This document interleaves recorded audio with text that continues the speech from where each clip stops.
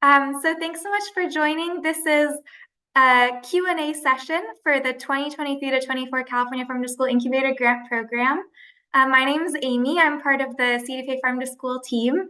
And I'm just going to go through a few slides, and then we'll reserve most of the time today for questions that you have for us. And we'll do our best to answer them and to help. So I'm going to go to the next slide. Just wanted to let you know that this Q&A session is being recorded, and we'll post it on our grant program webpage afterward, so that if people would like to reference it and the questions and answers here today, then that will be available.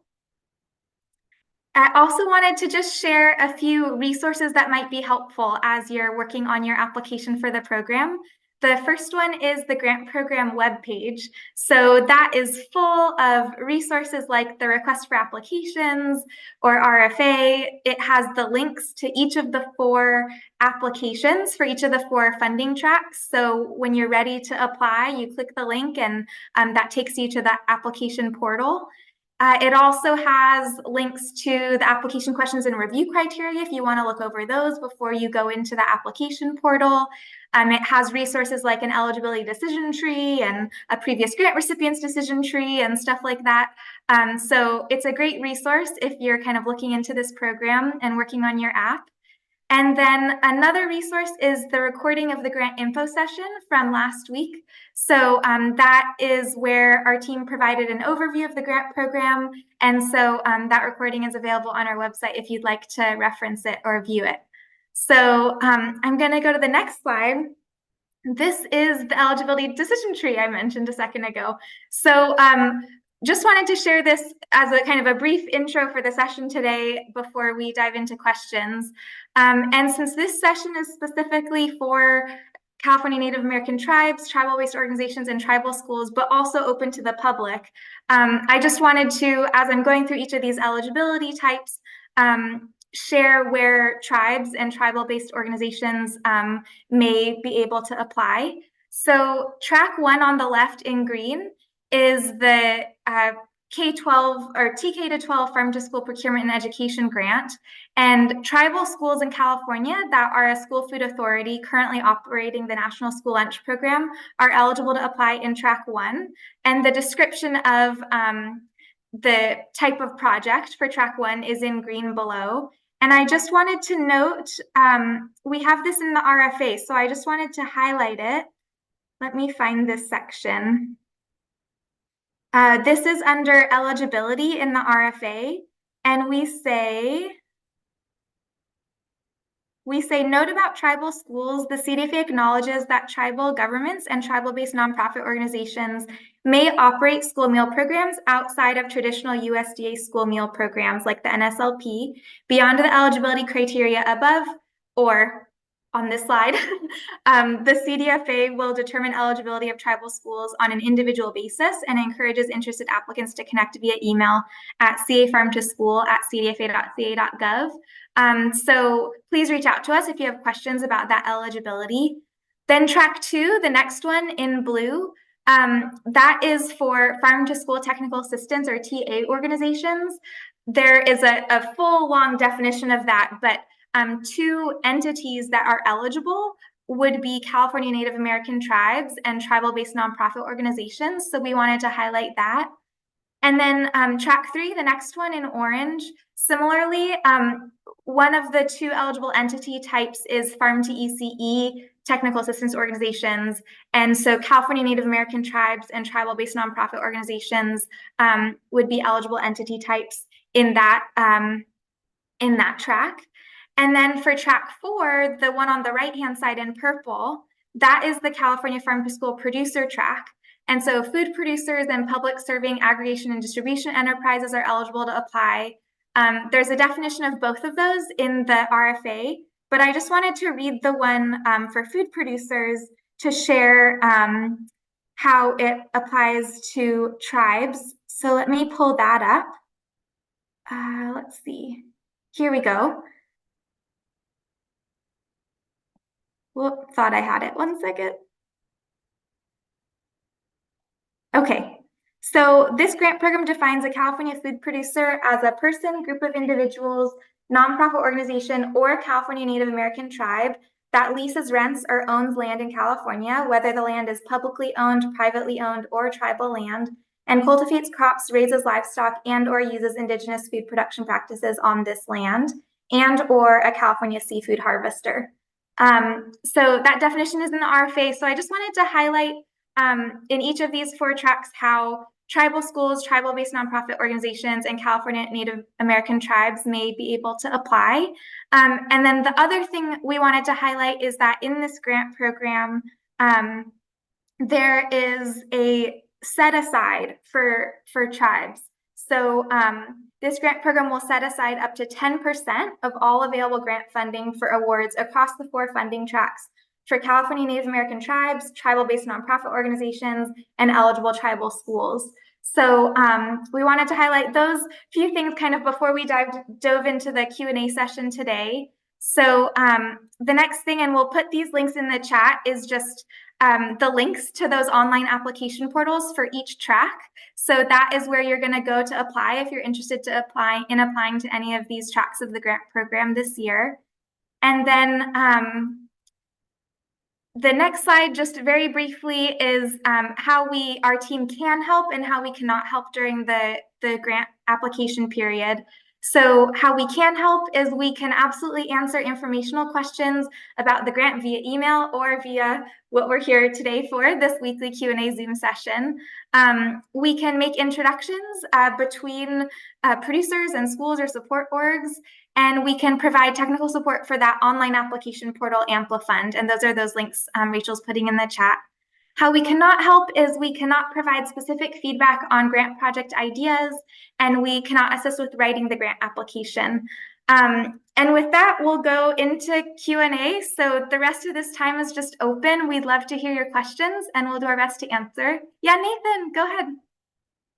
Hi, yeah, thanks for having this webinar. It's very helpful. I love the office hours approach. So my question is on track 4, regarding eligible activities and things that you could potentially charge the grant. This idea around climate smart ag and increasing production and covering production costs and as much as they relate to increasing production for schools. My question gets a little more specific because sometimes in farming, you separate production costs from harvest costs. And I'm curious as to whether harvest labor specifically could be is eligible under this funding pool.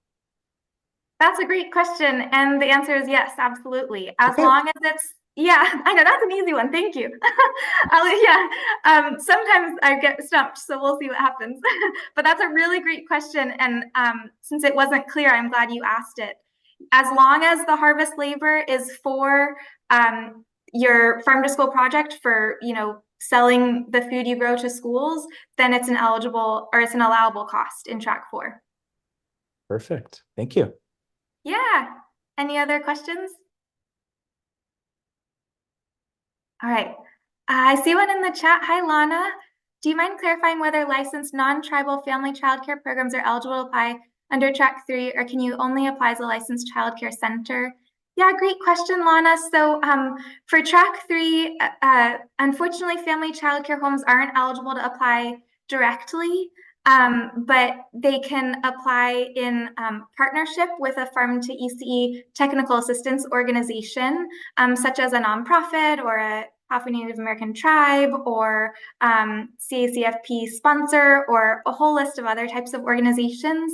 And if you have further questions about that, would love to also, we have an email address if you have further questions too beyond this session today, and we're happy to answer. Yeah, Nathan, go ahead. Yeah, sorry, I'm not trying to hog it. You can move on to the next person. I probably won't have any more questions, but regarding track 4 and purchasing equipment, so it's on a reimbursement basis, correct? Oh yeah, sorry, go ahead. No, go ahead. Maybe you already have some feedback on that. My concern is, okay, awesome. Maybe you get approved for $100,000 for a box truck or something. But when a farmer might struggle to put forward that amount of cash, during the harvest season? Are there some workarounds? Yeah, it's a really great question. So the grant program is a reimbursement grant program by default, like in terms of the way that the grant funds are distributed, but there is an advance payment process. So in track 4, like if a farmer or food producer receives the award, then during the grant term, we have a process for how to apply for an advance payment. And then there are like certain kind of regulations and instructions that we have laid out for kind of how to go through that process. But that would be a way if there's like a really expensive purchase that's built into your budget and maybe there's like low to no cash flow to cover that up front, then there's this advance payment option where applicants or recipients, once they have the award, can apply for that and once their project has started. In the previous year, did you have a number of recipients go through that process successfully? Yeah, yeah, definitely. Yeah, good question. And let's see, I'm going to go to the chat. I see another question in the chat. Are licensed family childcare eligible to apply for Track 4 program? So the two types of entities that are eligible to apply to Track 4 are California food producers, and then a type of entity called public serving aggregation and distribution enterprises, which in some cases may be called a food hub. So those are the two types of entities that are eligible to apply to Track 4. So if an entity does not meet those descriptions, then it would not be eligible to apply to Track 4. But yeah, great question.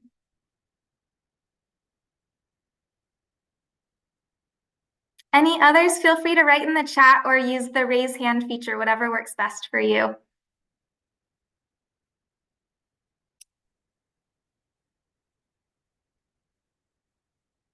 And then I received a direct message in the chat, so I'm going to go to that one, and then I'm going to go to the hands. Our licensed family child eligible to apply for Track 3. So unfortunately, in the eligibility criteria this round in Track 3, family child care homes are not eligible to apply directly, but they are absolutely eligible to be a project partner in a Farm to ECE Technical Assistance Organization's Track 3 application. Yeah, great question. And then I'm going to go to Mary's hand.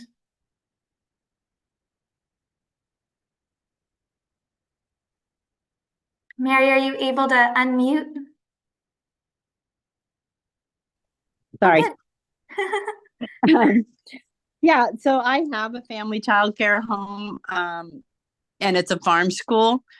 So I'm just wondering, how do I need to be in partnership with somebody like at Farmers Market, who does like CASA boxes? People come and pick up boxes, and then we would be part of that. I'm just trying to. It's unclear how to be a partner, and I'm not really sure what you said, we could be a project something in Track 3. So it's not clear. Can you clarify that a little bit? Yeah, absolutely. I'll try my best. I'm sorry it's unclear at the moment. So that's a great question. So in Track 3, there are several types of eligible Farm to ECE technical assistance organizations. So I'll read the list in 1 second. And this is in the RFA on page 8. And so it says, this program defines Farm to ECE TA organizations as any of the following organizations that provide support to EC providers in California: child and adult care food program sponsors of daycare homes or of child care centers in California, Child Care and Development Fund tribal lead agencies in California, Child Care Resource and Referral agencies in California, First 5 county commissions in California, HeadStart grantees in California, nonprofit organizations, including agricultural industry nonprofits, tribal-based nonprofit organizations, resource conservation districts in California, UC A&R and UC Cooperative Extension county offices, public universities in California, such as University of California, California State University, and community colleges, California Native American tribes, county agencies in California, local governments in California, California agricultural marketing programs, and projects with a nonprofit fiscal sponsor. So any of those types of organizations would be eligible to apply to track 3 of the grant program, as long as they're providing support to ECE providers in California. And so in their project application, they would be required to include at least 2 ECE sites as project partners. And ECE sites could include a family child care home. So when any one of those organizations is submitting their application, say they're including a family child care home as a project partner, then the application, there are questions in the application like about project team, and there's a work plan, and there are questions about the budget. So the applicant would demonstrate in their application how the project is achieving the goals of both procuring California grown or produced full or minimally processed foods for young children at ECE sites, such as your family child care home, and how the project is engaging young children in hands-on food education at those ECE sites. So it would be probably like a collaboration between that organization that's applying and the partner sites that they're working with, such as family child care homes, to kind of determine in the application how the application is going to try to meet those goals of the project with both the food side and the hands-on food education side. Does that help clarify things a little bit?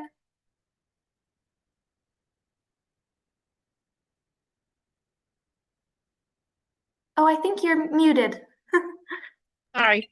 The expenses would be both from the farmer and the 2 sites, like to provide the food side of it and the hands-on side of it.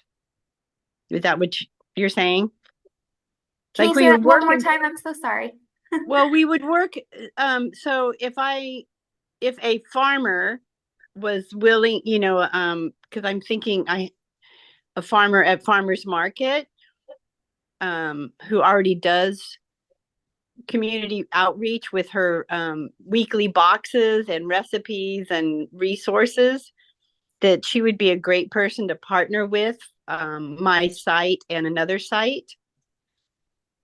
First, it sounds like that would be the way to go, and they would apply, and we would work in partnership for getting the food from her farm to our tables, and also the hands-on projects that we would do, and include those expenses for all 3 entities, I guess would be the right word. Is that correct? That's a great question. I think if you don't mind, I might ask you, since it's a specific situation, to email our email inbox, just so we can make sure to get you a really clear answer to your question.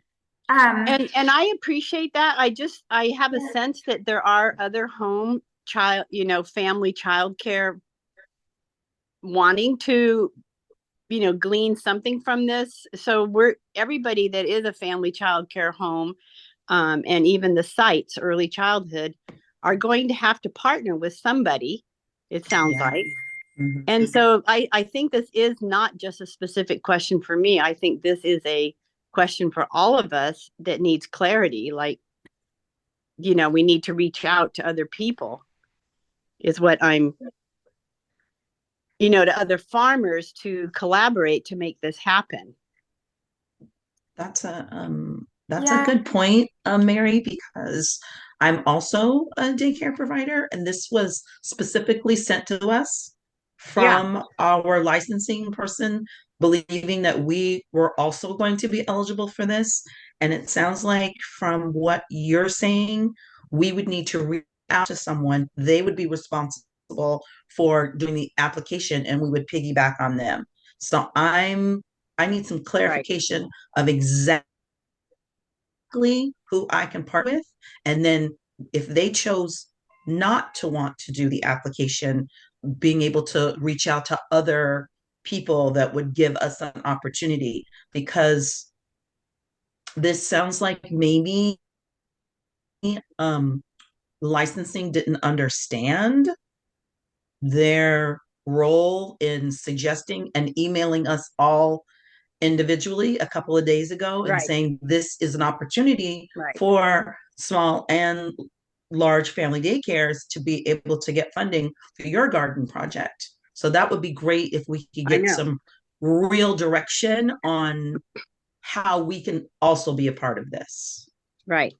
Because I do think, and I think Thank you, this, Mary. yeah, I think we could reach a lot more people if this grant really did support family childcare and early childhood centers. I mean, we're the backbone of these kids learning about farm to table, and way different than what this grant seems to be addressing. I think the tribal unit is really a great way, another substantial point here, but there's a huge population that this could really benefit, and it doesn't sound like it's easy to benefit from. Yeah.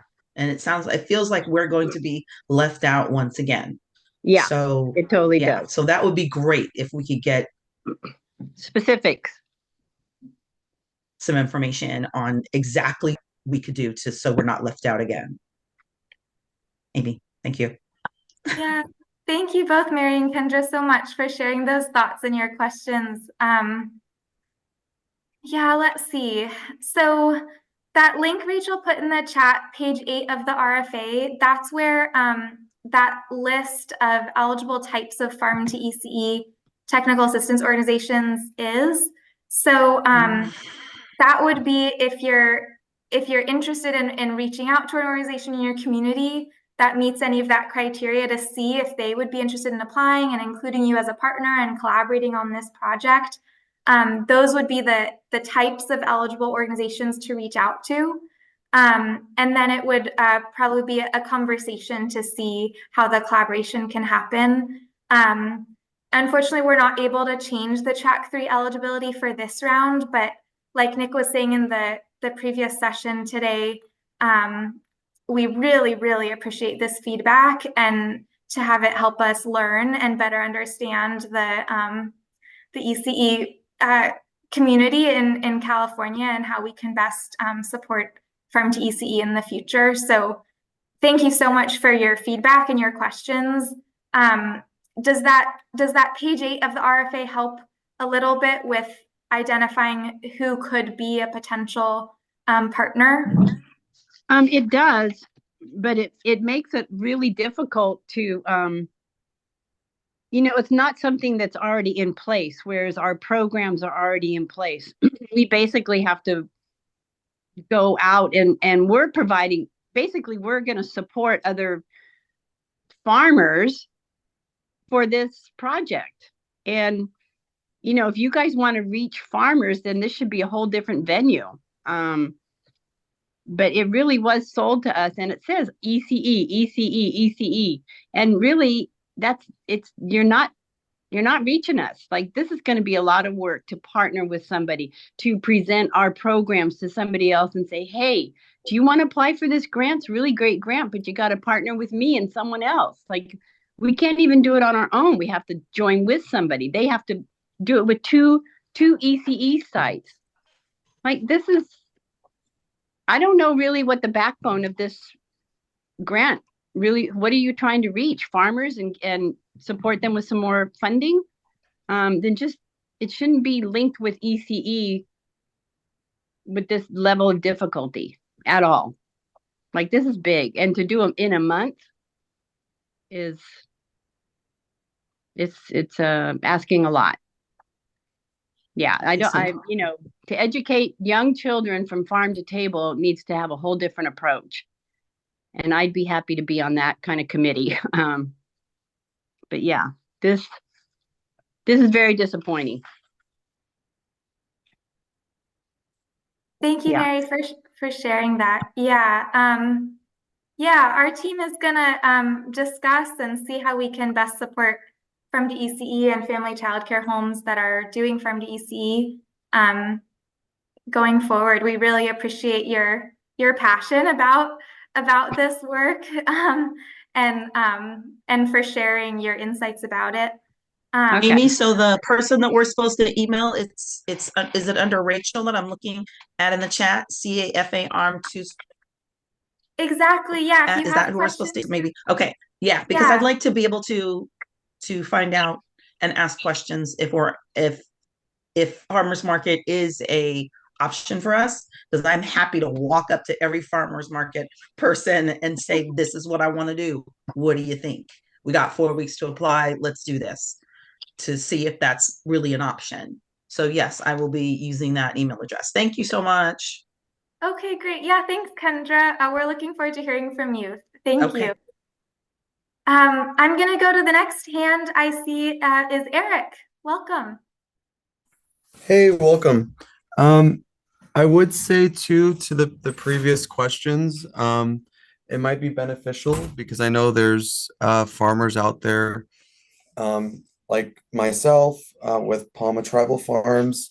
There might be organizations that are already looking to apply to the grant. So if you guys could play matchmaker to help with some of these track 3 people, that might be beneficial to them and us. So that's just a suggestion or an idea. But the questions, I have a lot of questions. So I don't know if you want me to do 4 or 5 of them and then go to someone else, or how you want to do it, because I have like 10. I sent a really long email on Sunday and I haven't gotten a response yet. So Okay. Yeah, how about start with one and we'll see what happens. And we okay. can always, I see Ale's hand too. So maybe after a few we'll go to Ale and then we can go back to you. Sure. Okay. All right. First one, can land purchases be included as an expense for the grant to expand? That's a great question. So yes, and let me find the exact language in the RFA. So in the allowable cost section in track 4, this is on page, let's see, 32. So on page 32 of the RFA, and maybe Rachel's able to put that link in the chat, it says purchase of agricultural land, farmland, or monthly/annual lease payments is allowable for up to 75% of total grant funding requested and requires prior written approval by the CDFA. So you could absolutely include that in your track 4 application as a proposed cost in your budget. And then if awarded, then the CDFA would review that as a cost in your budget. So yeah, you can definitely propose that and just keep in mind that it's allowable up to 75% of total grant funding.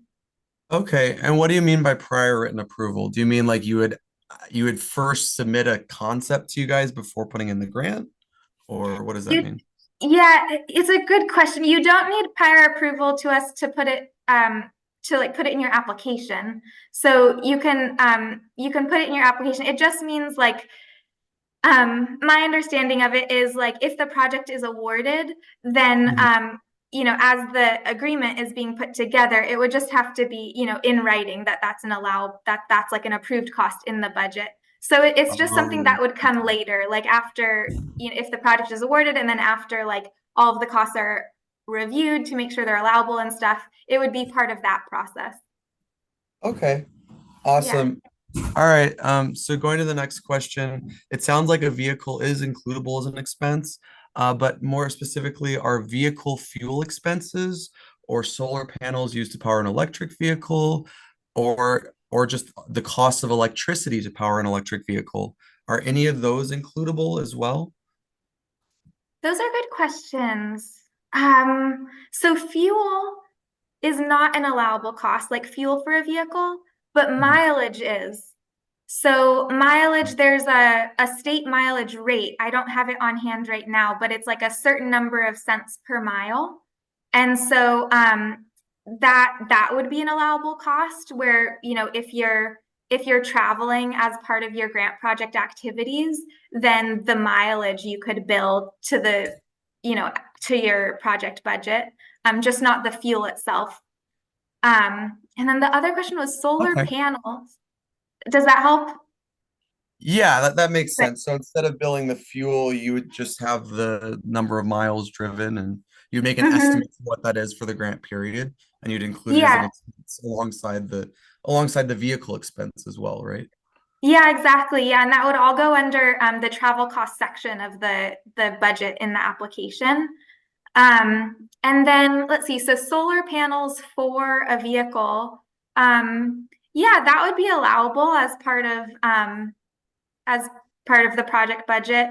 The one that I think we'll have to look into is the electricity itself. I'm not sure about that. So we'll have to look into that one and get back to you. Okay. Do you want me to do one more question and then we'll go to other people? Sure, that sounds good. Okay. What about like a connex, like a walk-in refrigeration unit? So that way after we pick produce, we can store it in there before delivering it. Would that be an acceptable expense? Yeah, totally. As long as it's for the farm to school project and for like the food that you're selling to your school partners, then that would definitely be allowable. Okay, thank you. Yeah, and I'll come back to you. I know you have more. Ale, I see your hand. Go ahead.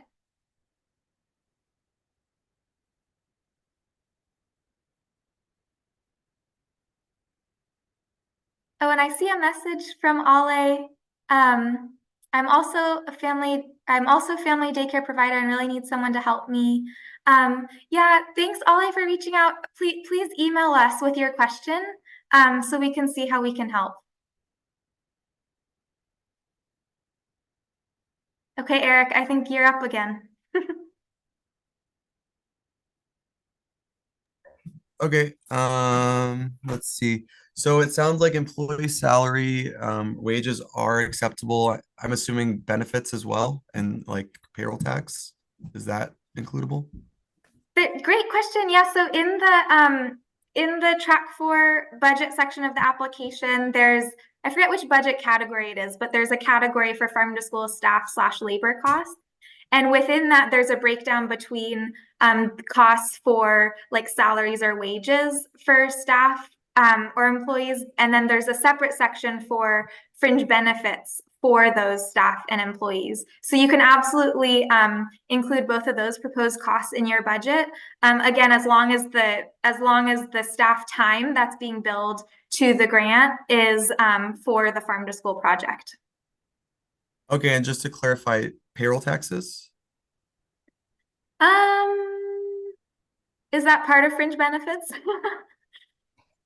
We'll have to look into that one. Not a I'm not benefit. sure.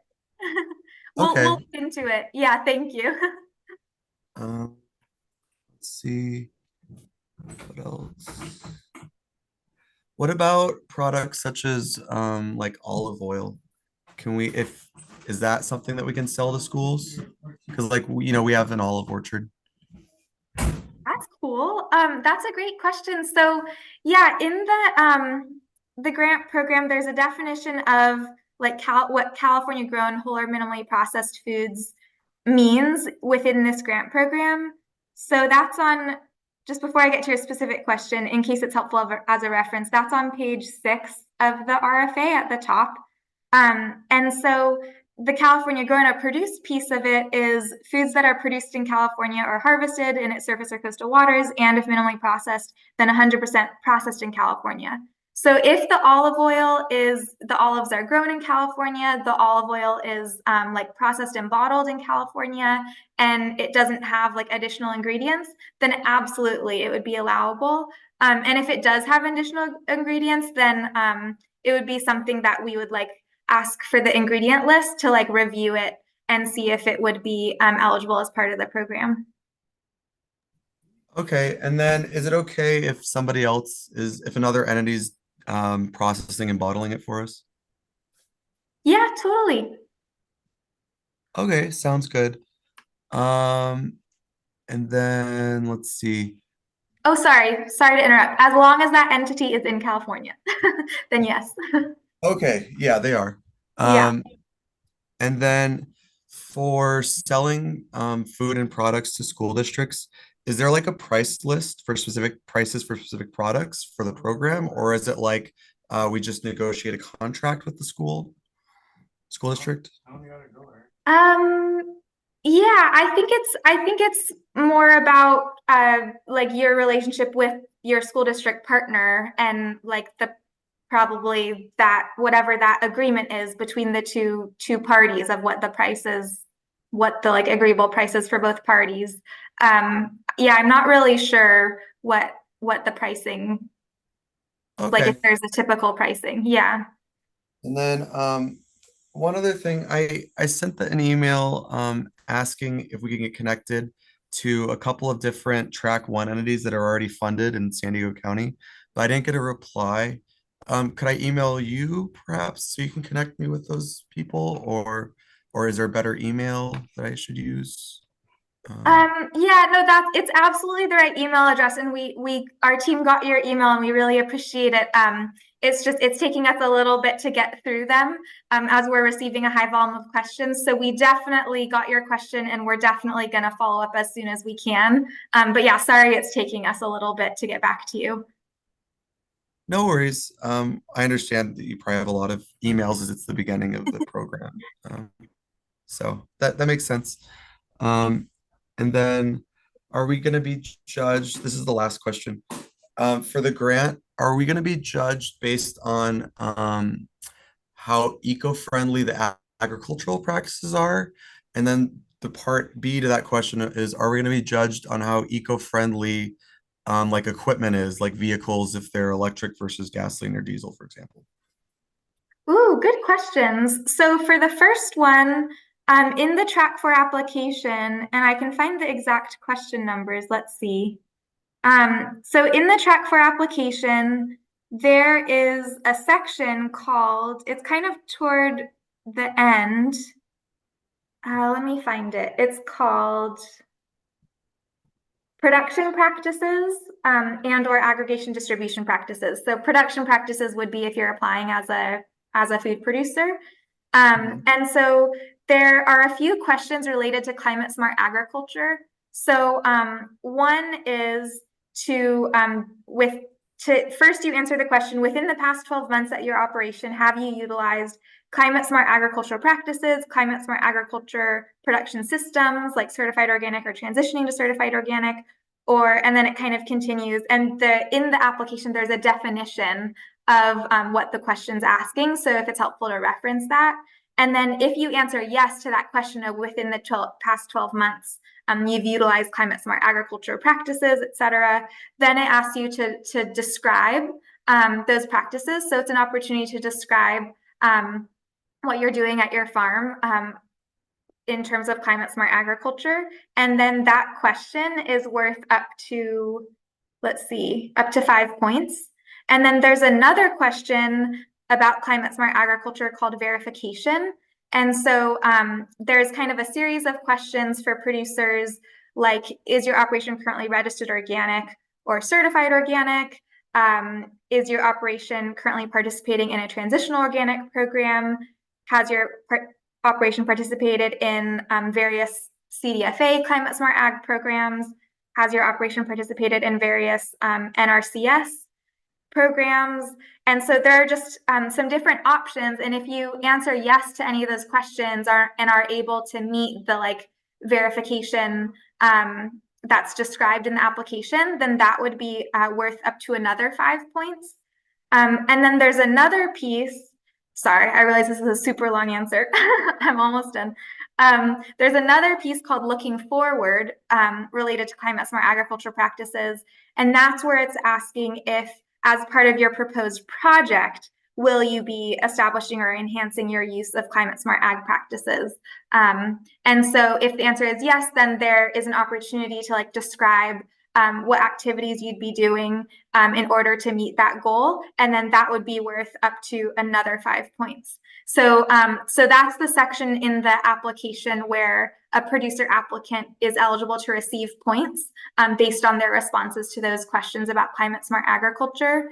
And then your second question about if there are points for energy efficiency of a vehicle or something like that, there are not points for that in this application. Awesome. Okay. Thank you very much. Yeah, thanks. Those are awesome questions. Thanks for coming. And Okay. I see that, oh, Ollie, you said I can't unmute. Ollie, if you go to on your Zoom like screen in the bottom left, do you see a mute button that you can click on to unmute? And you can unmute in the corner of Thanks, your Mary. picture. Well, Ollie, if not, then yeah, please. Oh, yes, but it's not working. Oh, rats. Well, yeah, if you want to put your question in the chat or email it to us at cafarmtoschool@cdfa.ca.gov, we can make sure to get back to you as soon as we can. And then I'm going to go to Robin's hand. Welcome, Robin. Hi, I just have a couple of quick but kind of basic questions real quick.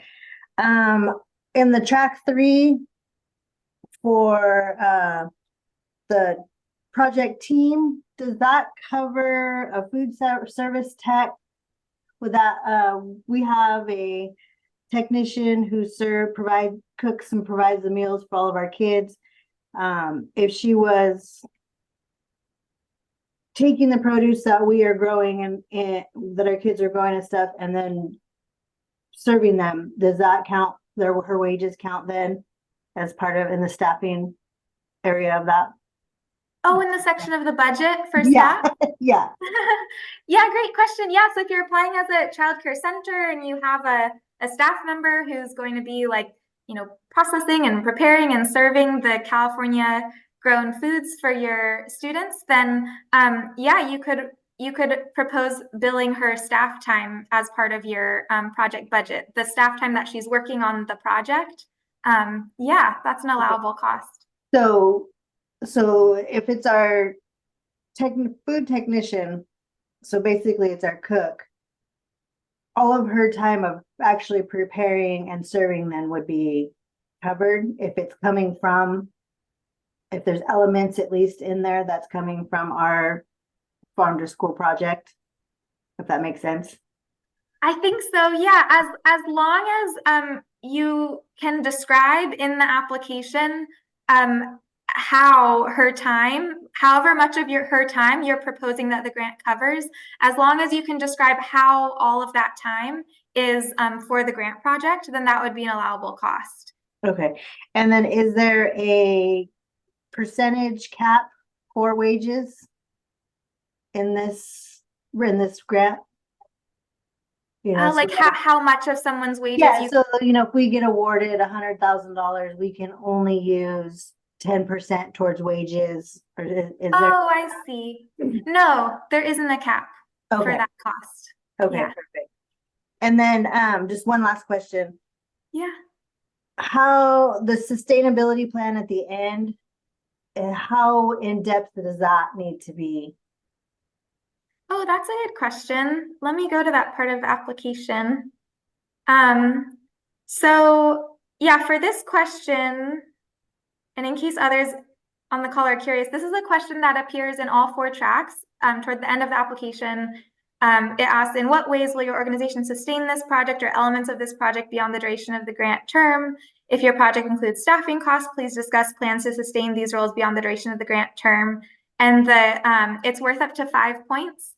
So yeah, we would just encourage reading the review criteria, which says applicants' description of how they will sustain this project or elements of this project beyond the duration of the grant term, including staffing costs if the project includes them, is clear, 5 points, somewhat clear, 3 points, unclear, 0 points. So we just really encourage looking at that review criteria when you're working on a question that that you're like curious how to get the best possible score, and kind of crafting a response based on what the review criteria is looking for. Okay, perfect. Thank you. Yeah, thanks, Robin. Great questions. All right, I don't think I see any others in the chat. I see Ale and Mary's hands. Are those from earlier, or did you have new questions? I have a new question. Mary Ellen does. Sure. So if if would I need to be registered as a nonprofit farm to kind of do this on my own? And add it to my my program, my family child care program? For track 3? Yes. You may have stumped me. Well, if I'm I had the sorry. status, like say Yeah. if I had, because I do have property. Somebody told me to register as a farm and I didn't. And I'm just wondering, like, now might be the time to do that. So register as a farm and or I guess a farm. Do I need to be nonprofit to meet the criteria? Do I need to register as a farm so I can be that person that then I would have 2 other sites with me? So 2 questions. Yeah, those are really good questions. I'm so sorry. I don't know the answer right now in this moment. So we're going to make sure to talk about it as a team and look into it so we can get back to you. Okay. And when we get back to you, for others on the call, like if that's a question you're interested in, we'll be posting Q&A on our website. So that's a place where we'll be posting questions that we're not able to answer here. Okay. Yeah. Okay. Thanks. Yeah, thanks so much. Those are really good questions.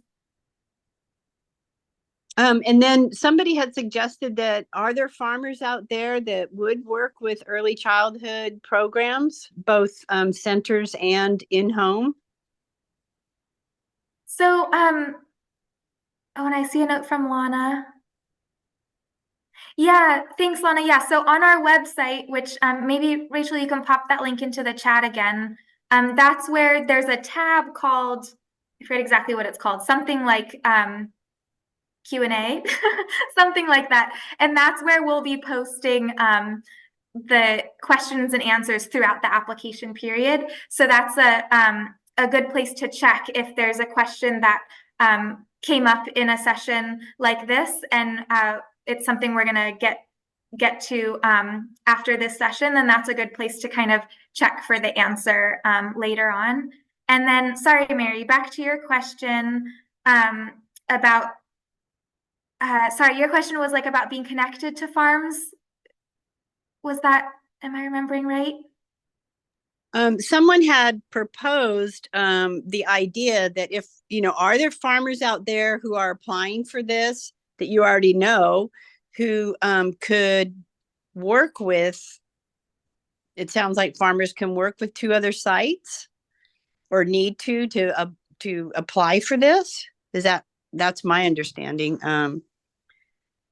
So if there were farmers in Butte County, because I'm in Butte County, who would want to partner with me, like instead of me doing the footwork, and the farmer doing the footwork and our paths not crossing, is there some way to connect people, farmers with early childhood programs? That's a great question. Thanks so much for sharing that. So the first thing I wanted to share is back on this slide. In this left-hand side where we say how we can help is we can introduce producers and schools / support orgs. So if you email us at that same email, cafarmtoschool@cdfa.ca.gov, that's something we can do, is make introductions between food producers and schools or ECE sites that are interested in working together. And then for the other piece of the question about eligibility, so this right-hand side is track 4.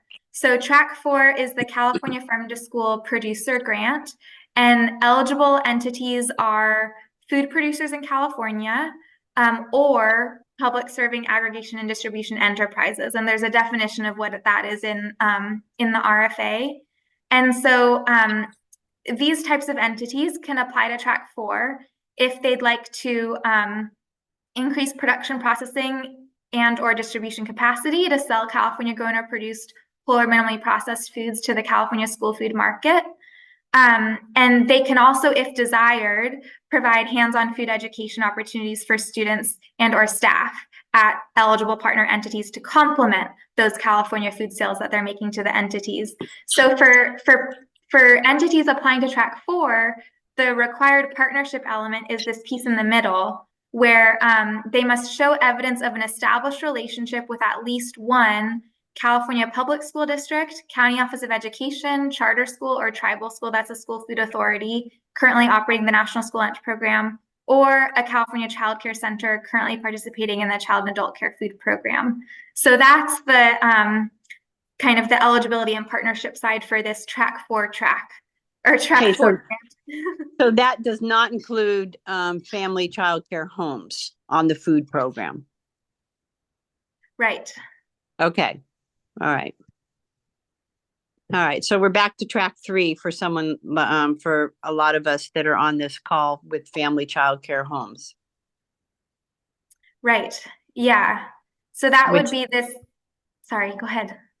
No, so I think we already talked about it. So it means us finding a farmer that would want to work with not only me, but someone else.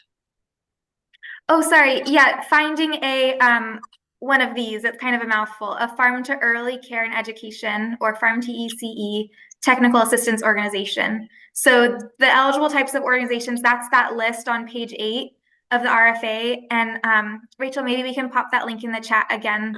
I know, but that list, it doesn't really include farmers, really. Right. So yeah. So the door is really kind of closed to early childhood, family child care homes, and early childhood centers with this. Because we can't really partner with the farmer then. Because they have to already have their, I don't get it. A child care center, farm to early care, like, so I can't go to farmer's market and say, hey, farmer, I got this great opportunity for a grant that we all can benefit from. Would you like to apply? Because they already have to have a farm to early care and education part going on for them. So a farmer or a food producer could be like another partner in an application here to be able to provide the California grown or produced whole or minimally processed food that the project is procuring for meal snacks or food boxes for young children. So food producers are definitely like a part of a track 3 project, but wouldn't be the direct applicant. The place where food producers would apply would be in this track 4. And yeah, it's a really good. Yeah. So how can someone in early childhood education benefit from this grant? Like, can you, I thought it was clear that I could go to a farmer and do it, encourage them to apply, but now that doesn't sound the same as what you're saying right now. So yeah, thanks so much for your questions and feedback. I think what we should do is Lana's suggestion of like a specific section in the Q&A. I think we're going to be posting FAQs on our website during the application period. So I think what we'll do is include a specific section of the FAQs to address these types of questions about how family child care homes can participate in the program, to try to clarify that. So okay. Yeah. But at this point, you do, like, from your point of view, there is a way that a small family child care home can participate in this grant. It's just not clear right now. Is that what you're saying? Yes, there is a way for a family child care home to participate in track 3. It wouldn't be as a direct applicant based on how the eligibility is written this round, but I get that. Yeah. Okay, great. We're on the same page That part so far. I just want to know how then. Yeah.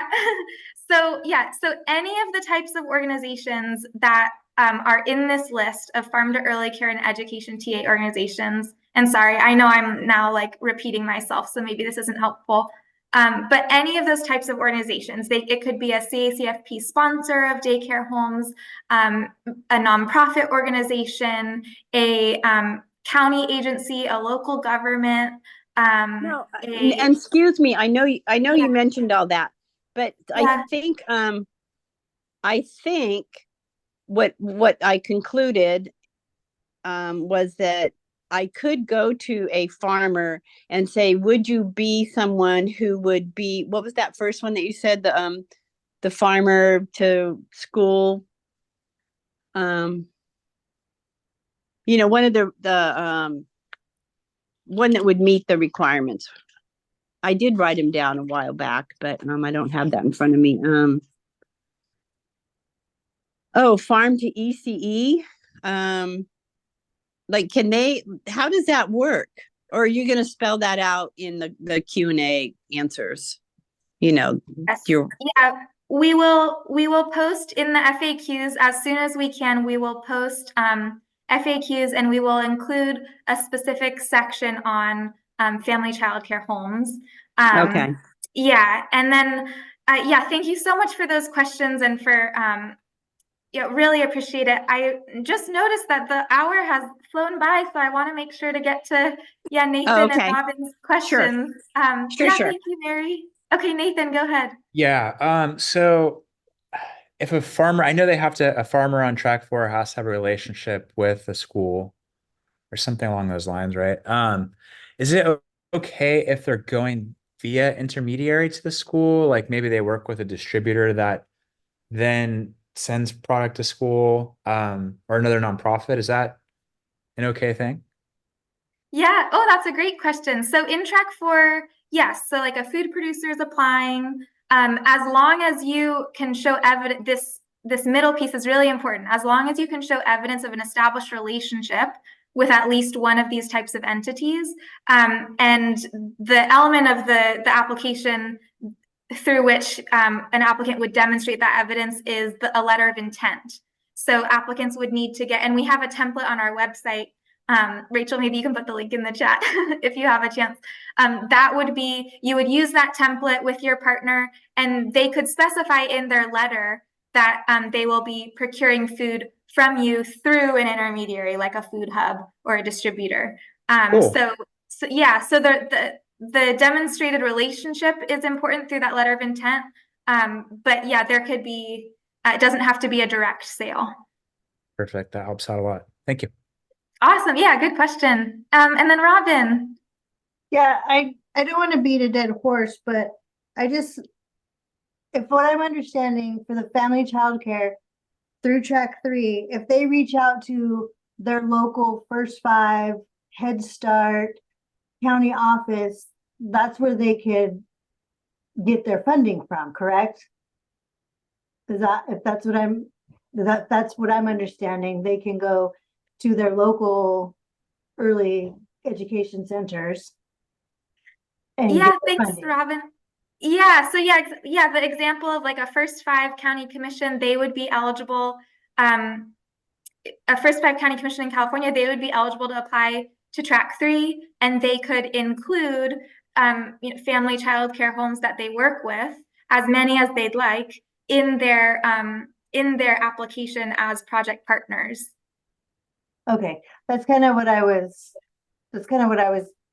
hearing was we kind of were getting stuck on farmers markets and stuff, but there's plenty of local county offices that can do it as well.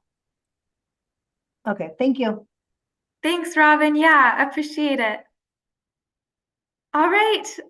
Thank you so much, everyone. It's 4:01. Are there any final questions before we wrap up for the day?